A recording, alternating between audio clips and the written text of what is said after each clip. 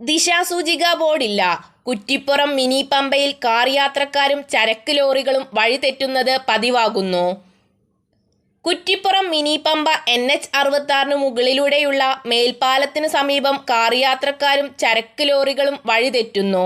ഈ പ്രദേശത്ത് ദിശാസൂചിക ബോർഡ് ഇല്ലാത്തതിനാൽ ദീർഘദൂര യാത്രക്കാർ ദിവസവും വഴിതെറ്റുന്നത് പതിവായിരിക്കുകയാണ്. ഉടനെ ഒരു ബോർഡ് സ്ഥാപിക്കണമെന്നാണ് പ്രദേശവാസികൾ പറയുന്നത്.